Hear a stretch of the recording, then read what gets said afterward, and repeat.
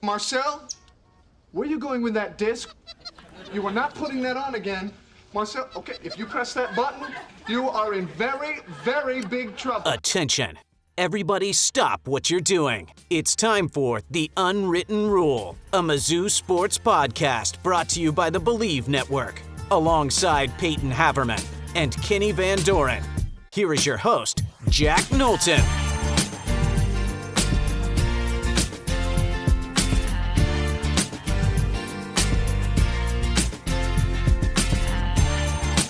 Welcome back to The Unwritten Rule. Today is Monday, May 12th, and rejoice!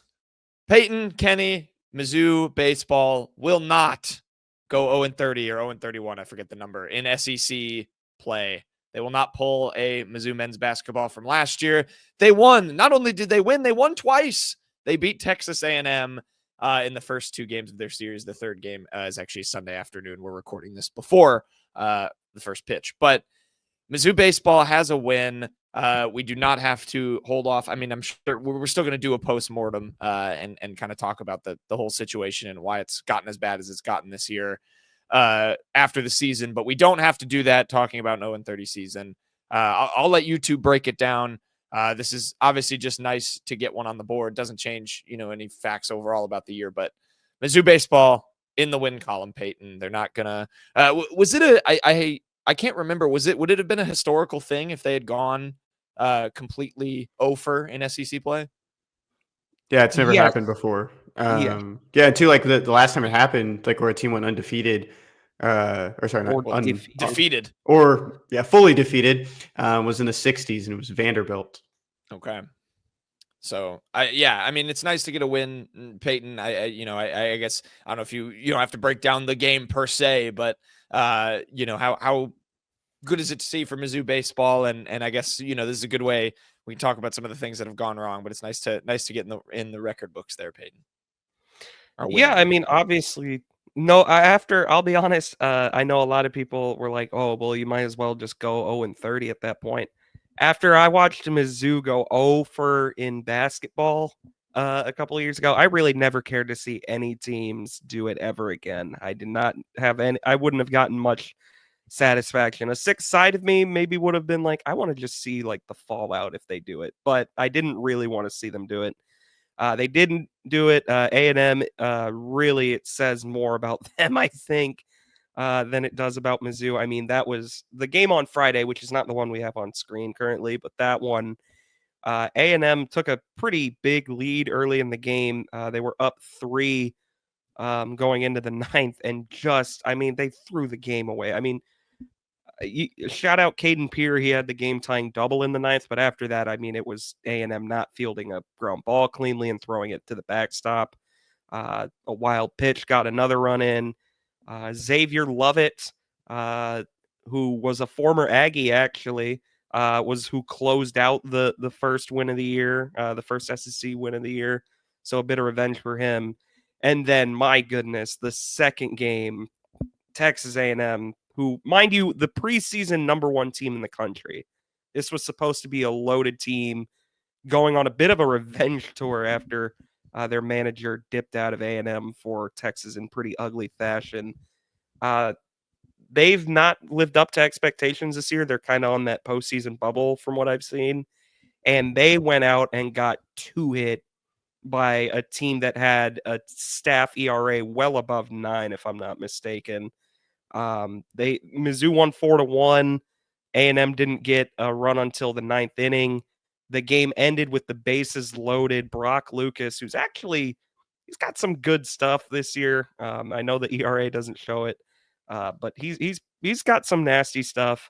He just froze whoever was batting for A&M with 3 straight strikes. And that was how the game ended for them. Good for Mizzou. The pitching has really looked good this weekend. I know they gave up 6. They gave up 6 in the first game, but considering where this staff was, I think you'll take that every day of the week. Sam Horn pitched 2 2/3 before a rain delay on Saturday and struck out 5. I don't believe he even he allowed a hit. So good. Again, good for Mizzou. You could tell just the footage the shots of them after they got that first win, it was like a real weight lifted off them, just kind of got the monkey off their back. And now they can just play a bit freely. Yeah, Sam Horn, I mean, two and 2/3, only allowed one base runner on a walk and struck out 5. That's a stellar day for him. Yeah. Yeah, it was one of those things too. It's just, I guess, not pro sports, like, continued losing gets you nowhere. If anything, Right. it might get your coach fired a little bit quicker. But I'm still in that boat, and I know Payton is as well, that you're not moving on from Carrick Jackson this offseason.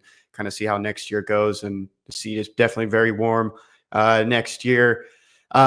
Just with this too, it's just like, it's really funny just kind of going back on some of these, takes and just, ideas that, Tex Ags or, anybody out there that has like these Texas A&M, websites that kind of just say, coming into this week or even coming into the season, they didn't see Mizzou as an actual SEC team. And fair to them, I mean, it's been a historically terrible season for the Tigers, but it is always just hilarious when you kind of go back and look at some of those just takes and how those things ended.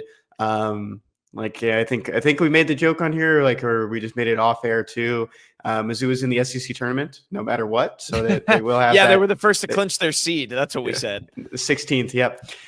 So just kind of moving forward, it's just, how do you kind of ride this? I don't believe in these things in college athletics where you finish the season strong and it goes into the next year, just with how much college athletics changes with transfers, and especially in baseball, you lose guys pretty quickly. So it's just good to see these guys, have that kind of feeling and just ride it out and just see how far you can kind of take it. Because, it's one game elimination in the SEC tournament in those first couple games, and I think it's all the way through. So opportunity there to kind of keep moving and try to see if you can stack wins. Two, with another thing just on Sam Horn, he's a top 100 draft prospect out of high school in 2022. I will tell you guys, there are legitimate interest from MLB teams, if they're still liking what he's doing right now. That doesn't necessarily mean that the team would sign him coming off Tommy John surgery, and that, signability doesn't really matter when you factor in, draft rankings. So I wouldn't be surprised if he kind of cracks a top 200 here soon once these draft rankings continue to expand. But with that being said, coming off Tommy John surgery, that's another thing that I don't think people would really, put a red light on or, a mark on, because MLB teams draft guys that are recovering from Tommy John surgery all the time. It's a little bit different with Sam Horn's case. He hasn't pitched, a very large sample size at all in college. Last time he pitched was his freshman year, and then this season. But scouts like it. They love his arm. The velocity's back. He definitely was a real legitimate draft prospect. He was like Bubba Chandler is in the Pirates system. So there's legitimate interest there. It's just a matter of, would a team really think that they have an ability to sign him, especially just trying to match what he's probably going to make in football. And, if he really still has, that passion, that he still wants to go back out. And he's in a very good QB battle. There hasn't been, Drinkwitz, of course, is not going to name a starting quarterback. So he's in that battle. So I wouldn't be surprised if if he heard his name called. And I think, just personally, just gut feeling that he would pass on that opportunity and just finish out that college football career, even sign and then just come back and play college football. You see that all the time. Does not work out for MLB teams when they do that, though. Especially recently, the Astros did with Bryce Betcher, who's a linebacker at Oregon. Yeah, it's, you lose money that way. It is always interesting to see those guys that do that. And you make a good point too with the momentum thing, Kenny. I think you're spot on. It's not that, I agree. I don't think momentum carries over into a next season with all the turnover you have. But, the upside of this is you can lean on, like Payton was talking about, the pitching looked improved. We're talking about Sam Horn and him really impressing.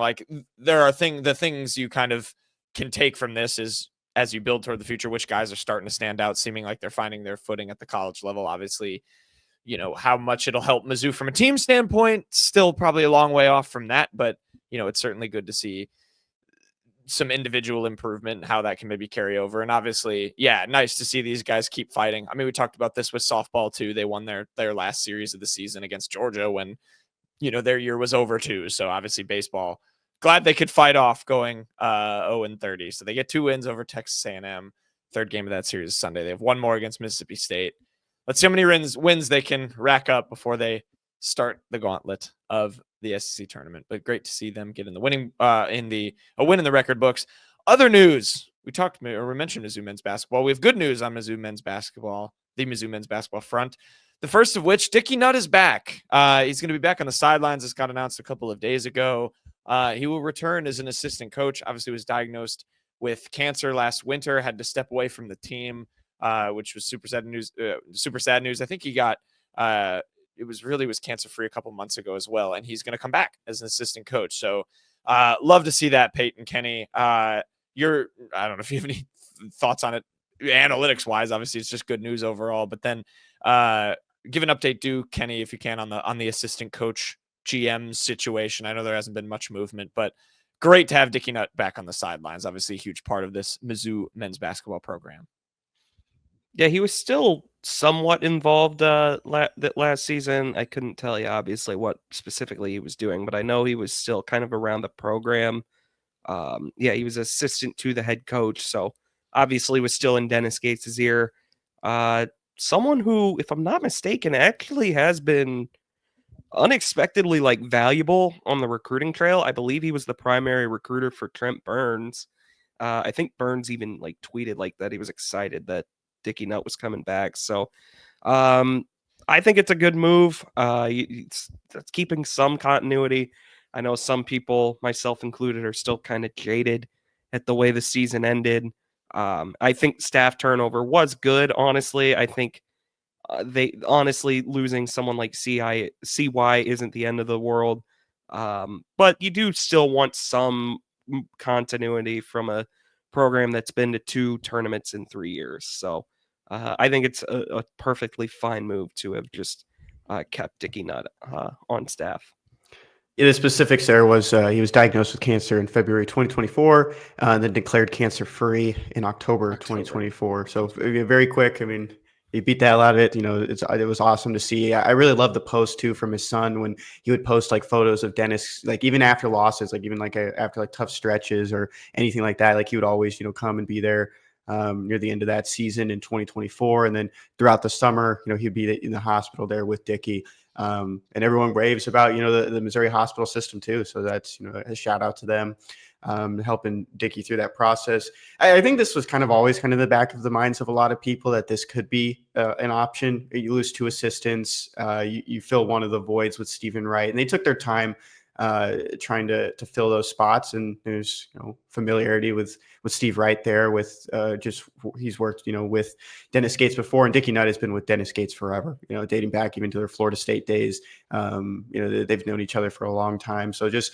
that coaching tree and just all the familiarity is going to be big moving forward.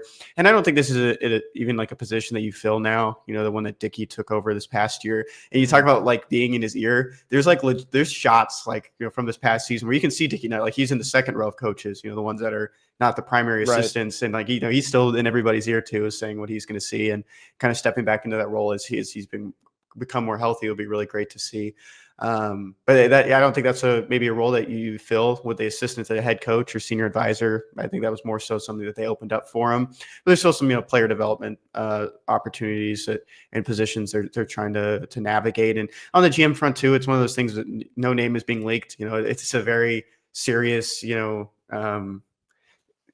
hire and what they're looking for. And it's one of those things that you don't want to maybe throw names out there and miss out on guys. And a lot of teams do that. And I'm on the recruiting front too, so I'm not really involved in trying to figure this stuff out. But it seems like somebody's still taking their time trying to find the best guy. It does seem like it's going to end up being kind of an in the shadows thing, where the name just kind of leaks all the way through, or gets revealed after the hires maybe potentially made by that point. But great to see Dickey Nutt will be back on the sidelines. Obviously has been back involved in the fold, like Kenny said, but love that he's able to take his role back. Nice shot of Jordan Butler there too, who is not on the team.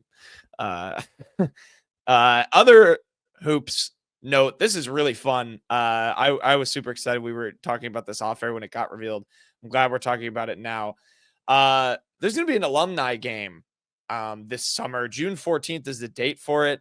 And there's some really fun names on this list. So it's Team Bowers, Lawrence Bowers, of course, against Damari Carroll, Team Carroll.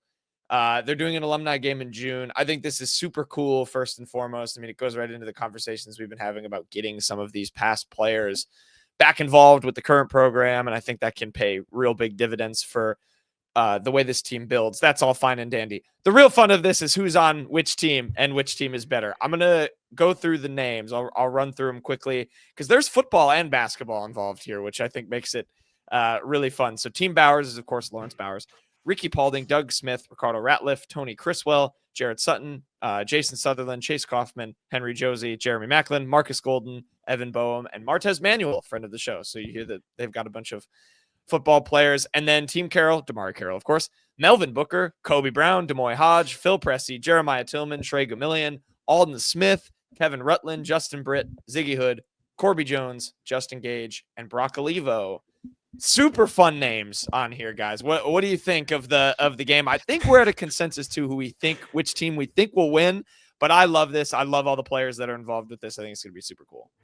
Yeah, Payton, I want to go first. Did Damari Carroll, did he get like 5 picks in a row, like first, and then Bowers got to choose? Like, this is a ridiculously, like, not even fair team. Like, I don't think Bowers will be within 10 points. Yeah, I agree. It's very fun event. Really cool. They got like a really star-studded group here. Like, if we were still at Mizzou, I'd absolutely like make plans to go to this. But yeah, there's no chance Team Bowers, I think, is even close. I mean, Team Carroll has a player in the NBA right now. That alone just scored 18 in a playoff game. Yeah, so that's no offense to Team Bowers, but they're hopelessly outmatched in this one. Team Carroll checks off all the boxes. Like, I'm just going to go down the list right now. You got Scrappy, Brock Olivo, first guy in, last guy out. Justin Gage is a freak athlete. Like, you see that firsthand with like everything he's doing. Big offensive lineman, Justin Britt just at the center position. Justin Britt, Kobe front court is feared. Yeah. That will be feared. I mean, I'd be like kind of scared to face off against some of these guys, like Alden Smith. Like, I feel like he'd, would just body me in the paint. Melvin Booker being on this too. You're going to be swagged out in those new Booker shoes that everyone was raving about last season. And then you got like so much familiarity with like Demoy Hodge, Kobe Brown, and Trey Gamillion, and the Kobe Brown's familiarity with Jeremiah Tillman on Team Carroll. Yeah. This just doesn't seem fair. No, I completely agree. I don't know how this. Did they say if it was a draft? I don't know how these teams got picked, but yeah, I think Team Carroll is heavily stacked, and they just have more players. Like, it's one more player too. Yeah. Oh yeah, I guess it is just one more. I can't count. It feels like 5 more because then you just hear Kobe Demoy. I mean, Trey Gamillion is still like on the staff at Mizzou. I'm sure he plays like every day, with the current players. I agree. I think it's totally stacked. Either team, maybe I'll float this question. Which football player do you think will be the best? For each team, or no, just like in general? Just in the game? Who takes the cake? Football MVP. Oh man, if only Drew Lock was at this game, that'd be the answer. I'm partial. I think he's got I'm taking Jeremy Macklin. I saw him recently, like in the last couple months, and he looks, very fit, and like it looks like the same like he was when he was in the NFL. I think he's going to be a sneaky good player in this one, and I wouldn't be surprised if Martez Manuel too. Like he's only a couple years removed from playing college football. Friend of the show too. I'd like to see the plan that Bowers has for someone like Justin Britt or Alden Smith. I feel like those are real tough matchups. The plan. I wonder if they'll have. I wonder if maybe like a Dickey Nutt and a Steve Young or Dennis will like help coach these teams. I'd be curious to see. That would be pretty fun if he tries to implement. They try to implement any real basketball strategy. Jeremiah Tillman, that's a nice name to see. No, speaking of friends of the show, no Noah Carter or Ben Sternberg. That would have been fun if either of them were on the list. But this is no, cool. Never mind. Chase Kaufman. Chase Kaufman was a standout basketball player in high school, according to Wikipedia. So that's the best one. Okay. Yeah, I think Kaufman's a good one. Macklin's a good one. I'm very excited for this. Do we know it's not streaming anywhere? I wouldn't assume. I'd assume not. I don't think it's not. I don't think it is. There was no TV details in the tweets I was seeing, but yeah, you make it's obviously a donation entry for those going, which is cool as well. So that'll be really fun. I'm excited to hear what maybe comes out of that game. Hopefully, I don't know, maybe some beat reporters will go to it and cover it for whatever reason, if maybe they can talk to these guys. But if we can get any sort of intel out of that game, I'd be really excited to hear who does well. You're a NBA fan. When do the finals end? What day is this? June 14th. I think the finals will be done. I actually have to look that up. Or either the finals are close to the finals. Who would be involved for Phil that? Pressey. Oh yeah, with Boston. That's a good point. Could be tough. NBA Finals, the Game 7, if necessary, is June 22nd. Oh, Game so, 4 is June 13th, but as we're recording this right now, the Celtics are down 2-0. They are. To the best team in the East. Well, it's 2-1 now. They beat it's not a Knicks yesterday. Oh wait, yeah. Sorry, second best team in the East. I forgot. Maybe that's why they have the one extra player, because if Phil can't go, then the teams are even. That could be the contingency. Regardless, I'll have chills when Team Bowers does their pregame intros, and then they're like, "Wait, we're down a man," and then Ian Killer comes out and rips off the sweats, and he's the 14th man on Team Bowers, and they get baseball in there. There you go. A little baseball representation.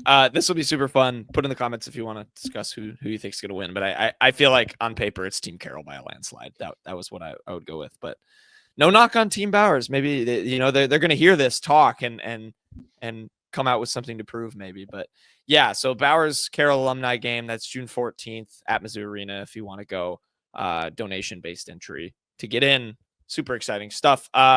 There's a news segment, not a ton going on in the Mizzou realm this weekend, other than baseball winning.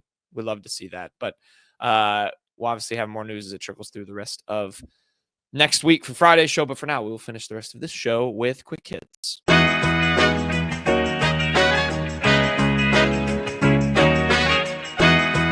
Okay, quick hits time. We'll finish out the show with we have a very well thought out and original and complex quick hits coming up, but we have Ken's Sports Shorts. First, Kenny, please begin to school us in the Daily Dozen Trivia presented by Barstool. Daily Dozen Trivia. The first one in the top left is always NFL, and we're going to go with the NFL first. In 2016, this Cardinals running back had a big season with over 1,200 rushing yards and 800 receiving yards. That is David Johnson. Yep, it is a noted Texan. That is true. NBA. By defeating the Kings in the 2004 West semifinals, Sam Cassell helped this Western Conference team make its first ever Western Conference Finals. He's a Rocket forever in my mind, just because I know the 90s Rockets teams. That's but crazy. I know this team isn't a Rocket. I know this one's not a Rocket. I do know it, I believe. Do you want to guess? I have no idea. Go ahead. It is, I believe, the Minnesota Timberwolves. Correct. All right. NHL, Payton. Is it Ricard Raquel?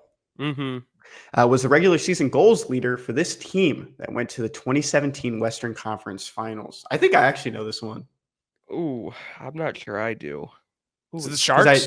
No, because this era I know that there was a good team in LA, wasn't there? I don't think it's the Kings. I'm not saying the Kings. I don't think it's Anaheim either. I know that was a good era for Anaheim because they had the cool jerseys. Anaheim was very good at this time. This is not good. I don't think I know this. 2017. So that was the year after. Okay, so the year before, Nashville was the team that won the West. They did not have Raquel, obviously.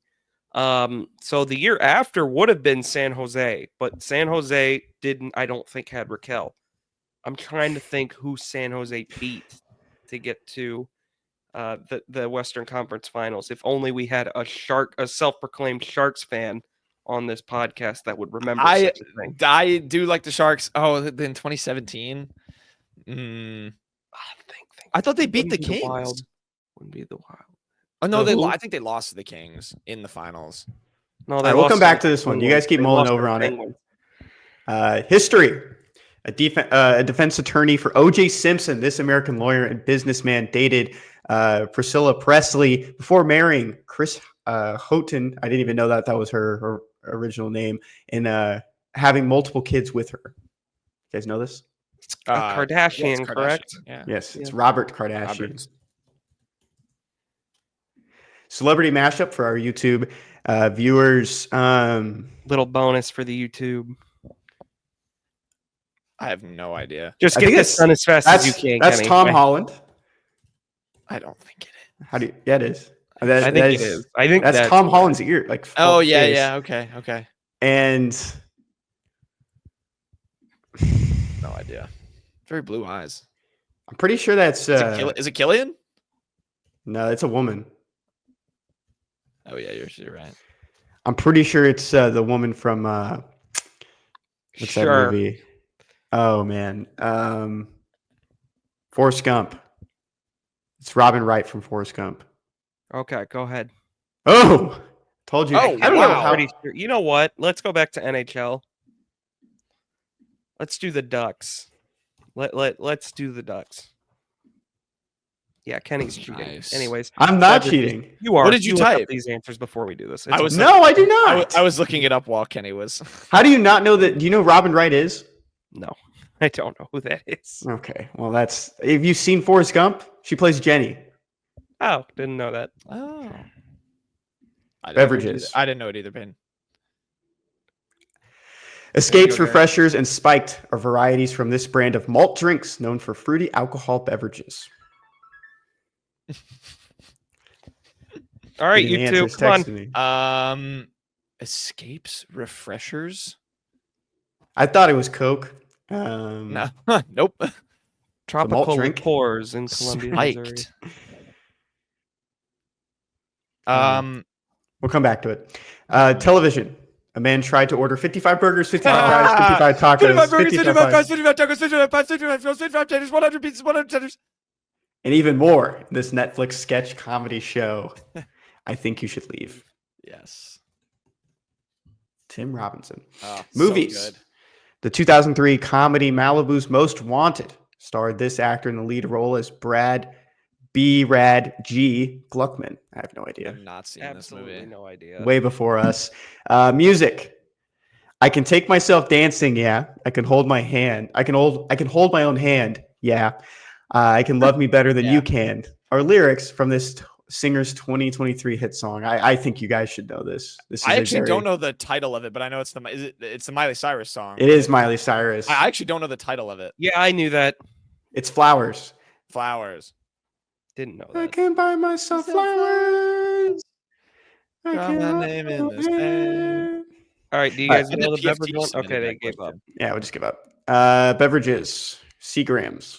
That's Oh, that one. Seagrams, that's right. Yeah. That's that one. The one bottle that has like really like funky. yeah. And written it's only like graphics. it's only like 3.5% alcohol. Like, it's very chill. Jamie Kennedy for movies. No. Would not have got that one. Would Not never have knew got that. that one. Good job though, fellas. All right, Tigers Especially in the Kenny, who knew Tigers in the answer. Wild. Let the originality of quick hits begin. Kenny, you're Tiger in the Wild, sir. Tiger in the Wild goes to Theo Weiss Jr. Shout out this NFL jersey numbers account. Incredible. Like, you just can scroll through it and it might feel like the most repetitive job in the world, even if you consider this a job, but over and over. Oh my and God. over and over and over. Someone tells me we're using this again. Yeah, and so Theo Weiss Jr. will be wearing number 81, last assigned to Durham Smythe for Miami Dolphins. I like it. Now a Chicago Bear, Durham Smythe. Fun fact. I Moving like on. 81 for Theo. I think that's. I don't, but that's no. okay. Are you just always pro? Actually, let's get into that with a later number. I won't have this discussion right now. Payton, you're Tiger in the Wild. We'll have the discussion right now. Yeah, my Tiger in the Wild is going to be Luther Burden III, who is going to be wearing 87 for the Chicago Bears because the Bears have 50 numbers retired on a sport where you have 53 players. The answer, they actually have 14 numbers retired, and they don't give out 0 for some reason. So Luther Burden took 87. He was asked why 87. He laughed and said all the good numbers were taken. Really good stuff. Awesome. This looks pretty bad. He actually wore it to practice, and it didn't look as bad, but I'm not thrilled. I think seeing Theo Weiss and Luther Burden go from 1-3 to 81 and 87 is such an aura recession. It bums me out. And I hate it. I hate it. Payton, come on. You're a grown man. You're a grown man complaining about other grown men wearing numbers on their costumes. Yeah, to this work. is okay. Kenny, I'm gonna come in on Peyton's side here. This sucks. I don't like 87 for Luther Burden.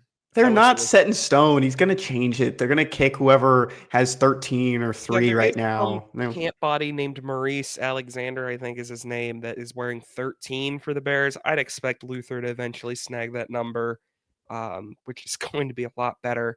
But this is a fun thing to point out. Kenny and my brother combined for a birthday present for me. It's a Luther Burden 3 signed jersey. And now I'd have to pair it with an 87, and that would just look so tacky next to each other, I think. Yeah. So Payton, are you like now? Because I think there are wide receivers. Like I like numbers in the 80s for some wide receivers. Luther definitely feels like a single digit. Luther is not an 80 receiver. Guy. Like slot guys are small numbers. That's just how. Yeah. Theo Weiss is more of like his play style is more of an 80. That's what I'm fine with him. He's a taller X guy. Like still. I actually thought 81 was fine for him. I thought that looked okay. This looks it's bad. Better than 87 for Luther, but 81 is still tough for me to swallow for Theo. Will Luther be better than this Jordan Murray fella? I couldn't even tell you who Jordan Murray is, so yes, I hope so. My cousin is very plugged in with Peyton's Twitter, so much that Peyton repaid him by not allowing him to choose in our draft, our mock draft we did for our NFL segment. But shout out. Yes, it was. You never sent me the list to send it to him. You just glossed over it. Wow. You are a grown man, as you like. Okay, there we go. But a grown man, you can text me, hey, my cousin hasn't picked. Can you send me the list? You were in charge of the list. We put him in. I was struggling on that list to put. Yep, I've done it multiple times, Peyton. This was your first been really time. Helpful if you could have just sent me a whole. Hey. Yes, because I had a lot of help the last couple of years when I did it. Okay, it was a lot easier back then. It's boiling. It was not a lot easier back then. Okay, it wasn't. My cousin is very in tune with Peyton's Twitter. He loves it. He sends me these, and he's like, please buy him this jersey and make him wear it. And I was wondering, Peyton, what color would you like? I'm thinking blue. I just think blue would be the best. But I know you're an orange guy. Would you want the orange jersey? I would. Orange, honestly, you could make an argument that white would go well with the jersey you got me. So I'll let you surprise me. I'm not going to wear it, though. Here's a trivia for the people out there, and Peyton's grandmother might know. Jack, I don't know if you know. What is the last Bears jersey Peyton wore? Ooh, I don't know that my grandma would know that. Ever wore? No, I don't know. I just thought she would have. Yeah. What's the last Bears jersey he ever wore? He doesn't own it anymore. He donated it. Yep. So it's a Kansas City kid is probably wearing it. It's probably someone not on the team. That is correct. Shoot, I don't know. What is it? Mitchell Trubisky. Oh, it is Mitchell Trubisky. That was who I had in my head. But I gave that away for free. I couldn't remember if you ever owned one, but there you go. I did. Well, now you can have a Luther Burden 87. My Tiger in the Wild is Brady Cook. He also got his number. He's wearing, in honor of Brett Favre, number 4 for the Jets. That was the joke I made. No one found it very funny the other day when he got the number, so I'm going to make it again. No one will probably find it funny again. But he is wearing 4 with the Jets. Brady Cook, of course, teaming up with Armand Membu. I think 4 is a good quarterback number. I'm fine with this. We're losing recipes. Yep. 4 from 12 to 4 from 12 is a lot better than 4. I will give that to you. That's fair. 1 to 81. Goodness. Yeah. That's fair. That's fair. Does someone have 12? I'm sure. Oh, you are so mad. You are so mad. Why would I be mad? Oh, because I tried to unmute my mic and actually muted it, and you are so mad. Oh, man. Would I be mad at that? Headline. Kenny, headline. Speaking of former Missouri quarterbacks, my headline is that Connor Bazelak now has his number. He's donning number 8. It's already been the Tampa Bay Buccaneers. Last worn by, is it Servo? Oh, actually, it's currently shared with Servochea Dennis. Is that correct, Peyton? That's a sick name. I don't know who that is. I've never heard of Servochea. This is really great. Connor Bazelak gets to keep the number he wore at Mizzou, but even though it wasn't what he wore at Bowling Green. But Brady Cook, Theo Weiss, Luther Burden, they sure don't. Great. What a great world we live in. Kenny's Cerviche Dennis started his high school career at Christian Brothers High School in Syracuse, New York. Oh, yeah, I've heard of that. He went to, where did he go to college? Of course you. What are you laughing at? What? Do you guys want to guess where Cerviche Dennis went to college?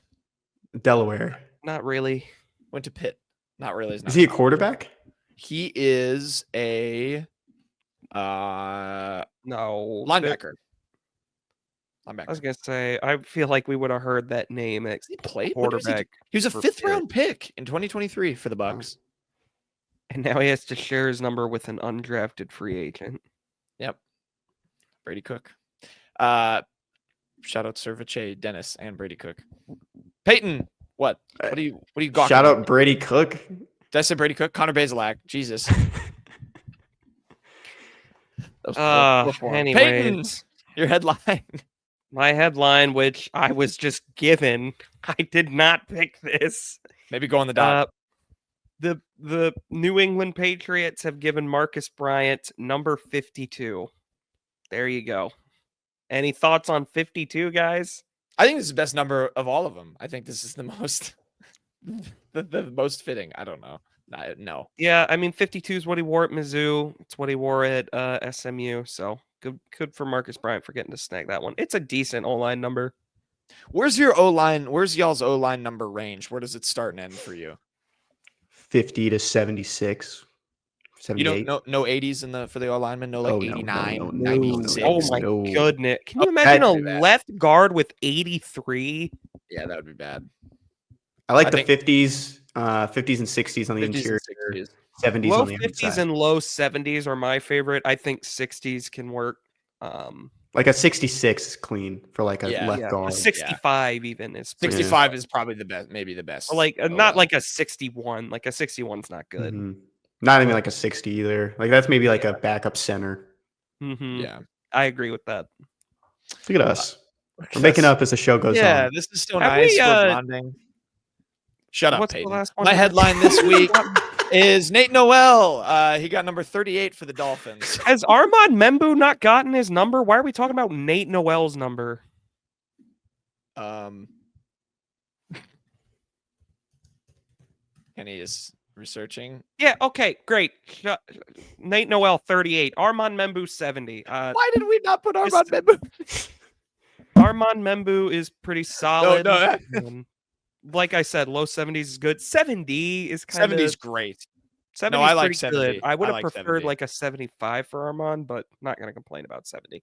Armand 79 is also good. I liked his. I did like that was a good 79 number for him at Mizzou.